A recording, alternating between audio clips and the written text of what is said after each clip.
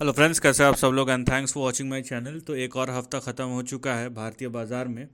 और पिछले 2 हफ्ते से मैं निफ्टी और बैंक निफ्टी पे जो बता रहा हूँ कि जिस तरीके का बेयरिश स्टांस है, बाज़ार वही चीज़ करता हुआ दिखाई दे रहा है।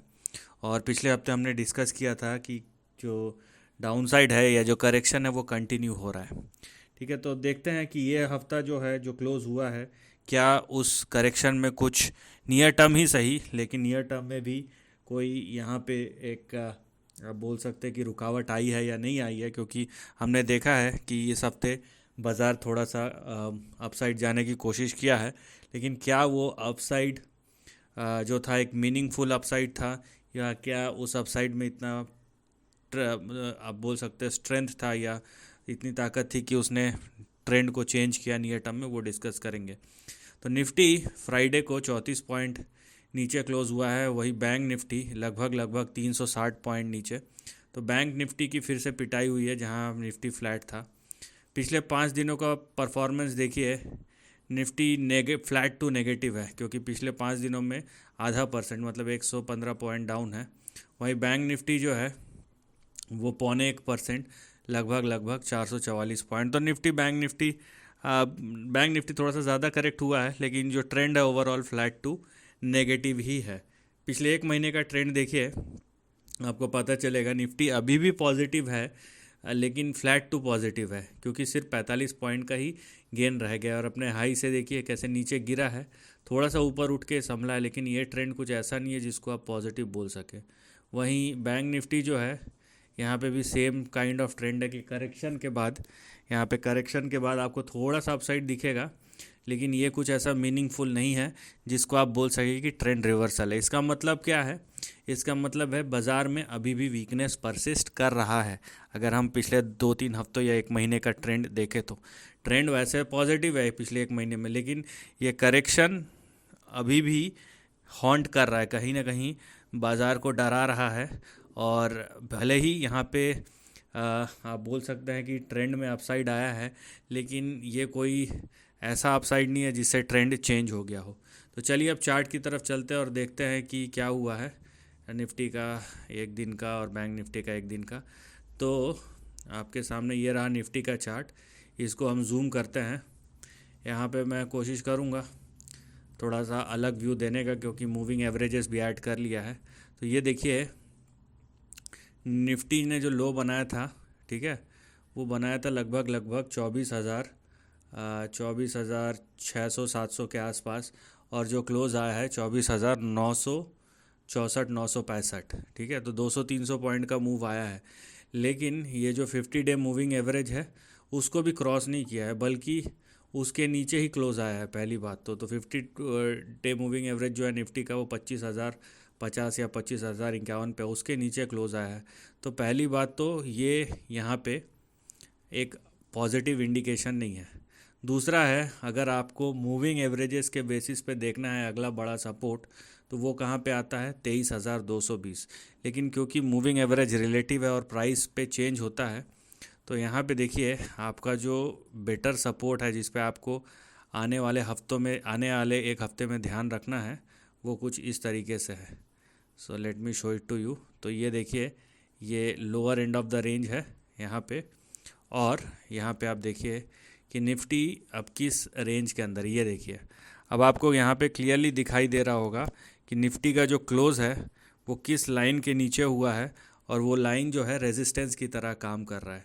तो अगर आप अप ट्रेंड खोज रहे हैं निफ्टी में, तो निफ्टी को 25,100 या 25,110 के ऊपर क्लोज़ करना पड़ेगा। अगर ऐसा नहीं होता है तो निफ्टी का जो अगला बड़ा सपोर्ट है वो आपको दिखेगा 24,100 से लेके 23,890, या आप बोल सकते हैं 23,900 के आसपास। ठीक है, तो ये दो आपके लिए ये बेसिकली रेंज है जो फ़िलहाल एक्टिव है। इसका मतलब क्या है? अगर निफ्टी जो है 25,110 के नीचे सस्टेन कर रहा है, या 25,100 के नीचे सस्टेन कर रहा है, तो अभी भी आप देखिए कि करेंट क्लोज से यहाँ पे लगभग 1,000 पॉइंट मतलब 4 सवा 4% का करेक्शन यहाँ से भी अभी दिखता है। ठीक है। तो यहाँ पे आपको तब तक बुलिश नहीं होना है जब तक एटलीस्ट कम से कम जो है 25,100 पे के ऊपर ना जाए निफ्टी, एंड मोस्ट इम्पॉर्टेंटली उसके ऊपर जाके सस्टेन होना चाहिए, right. Sustainability is the most important thing. तो ये हुआ निफ्टी का। अब चलते हैं हम बैंक निफ्टी की ओर, जो निफ्टी से ज़्यादा कमज़ोर दिख रहा है। तो ये देखिए, बैंक निफ्टी ने भी कोई ज़्यादा यहाँ पे बड़ा कारनामा नहीं किया है। वैसे बैंक निफ्टी का जो 200 डे मूविंग एवरेज है वो निफ्टी से क्लोज़ है, लेकिन बैंक निफ्टी एक्चुअली में चला ही नहीं है। यहाँ पे देखिए, बैंक निफ्टी के लिए दो बड़े रेजिस्टेंस है और बैंक निफ्टी को यहाँ पे थोड़ा सा परफॉर्म करना चाहिए, लेकिन बैंक निफ्टी ने बहुत ही, मैं बोलूँगा कि बदहाल हो गया है ट्रेंड। यहाँ पे स्ट्रेंथ दिख ही नहीं रहा है। जो भी यहाँ मूव बहुत शार्प आते हैं, नो डाउट कि बैंक निफ्टी के मूव बहुत शार्प होते हैं, ठीक है, 500, 600, 1000 पॉइंट। लेकिन आप देखिए, जो आपके दो बड़े यहाँ पे बैंक निफ्टी में आपको दिखाई देंगे कि दो बड़े रेजिस्टेंस लेवल है। एक 53,488, 53,488, और दूसरा है 51,860, 51,860। तो बैंक निफ्टी जो है ये इन दोनों लेवल्स के नीचे ट्रेड कर रहा है। तो यहाँ पे आपको जो लीस्ट सपोर्ट, अगर आप 200 डे मूविंग एवरेज देख रहे हैं, वो 39,230 पे, 49,230। लेकिन आपका जो सपोर्ट है वो यहाँ पे कुछ आएगा। ये कौन सा सपोर्ट है? ये है आपका 49,695।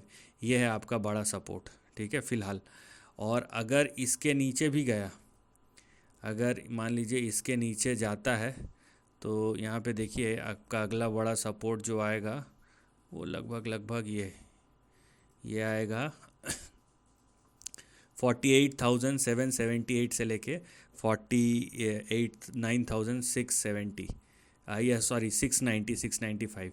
तो बैंक निफ्टी में भी देखे तो यहाँ पे देखिए 4-4.25% का करेक्शन इसमें भी ड्यू दिख रहा है। तो कहीं ना कहीं चाहे निफ्टी हो या बैंक निफ्टी हो, सबसे ज़रूरी बात यह है कि अपने 50 डे मूविंग एवरेज, दोनों निफ्टी हो या बैंक निफ्टी, दोनों अपने 50 डे मूविंग एवरेजेस के नीचे ट्रेड कर रहे हैं। तो नंबर 1, निफ्टी को और बैंक निफ्टी को 50 डे मूविंग एवरेज के ऊपर क्लोज देना पड़ेगा। नंबर 2, जैसे कि मैंने बोला, निफ्टी जो है 25,110 के ऊपर क्लोज होना चाहिए, और बैंक निफ्टी कम से कम 51,860, 51,860। लेकिन बैंक निफ्टी फिर भी वीक रहेगा बनस्पत निफ्टी के। लेकिन फ़िलहाल तो दोनों ही कमज़ोर है, दोनों का ही जो क्लोज़ है फ्राइडे का वो कमज़ोर है। अब अगले हफ्ते कोई अगर यहाँ पे अच्छा मूव आता है तो देखने वाली बात है, क्योंकि प्रॉब्लम यह है कि वोलेटिलिटी तो रहेगा, क्योंकि बाज़ार में एक तरफ जहाँ फेस्टिवल्स है वहीं दूसरे तरफ वोलेटिलिटी भी है रिज़ल्ट के साथ, और ग्लोबल न्यूज़ भी है। तो बहुत सारे चीज़ है जो बाज़ार में इम्पैक्ट करेंगे। और यहाँ पे अगर कोई सडन मूव आता है, बहुत सारे ऐसे समय होते हैं जहाँ पे सडन मूव्स आते हैं, वो ट्रेंड को और बिगाड़ देते हैं। फॉर एग्ज़ाम्पल यहाँ पे कोई आप बात को पकड़ने की ज़रूरत नहीं है, लेकिन देखिए ये एक सडन मूव आया जिसके वजह से एक नियर टर्म सपोर्ट क्रिएट हुआ, ठीक है। यहाँ पे बहुत लोगों ने जैसे ही इतना बड़ा एक रेड कैंडल बना होगा बेच दिया होगा, दूसरे दिन क्या होगा, उस रेड कैंडल का रिवर्सल हो गया। दूसरे दिन जितना गिरा था उसका आधा रिकवरी हो गया, उसके बाद धड़ धड़ करके ऊपर चले गया। तो इस तरीके की चीज़ें बहुत कॉमन है, ठीक है। तो ये एक नए ट्रेंड को बना भी सकता है और अच्छे ट्रेंड को बिगाड़ भी सकता है। तो यहाँ पे फ़िलहाल मुद्दे की बात यह है कि निफ्टी और बैंक निफ्टी का क्लोज़ ख़राब है, और अगर ये रिकवर नहीं करते हैं अगले हफ्ते, और अगर ऐसे ही लैकलस्टर मूव करते रहते हैं, तो इंडिविजुअल स्टॉक में देखिए तेज़ी आ सकता है, नो डाउट अबाउट इट, लेकिन उससे बाज़ार की स्थिति कुछ सुधरेगी नहीं। वीकनेस जो है वो कंटिन्यूस दिखते ही रहेगी आपको, जब तक कि कुछ सिग्निफिकेंट प्राइस मूवमेंट ना आए दोनों निफ्टी और बैंक निफ्टी में। So this is the end of the video. Thanks for watching.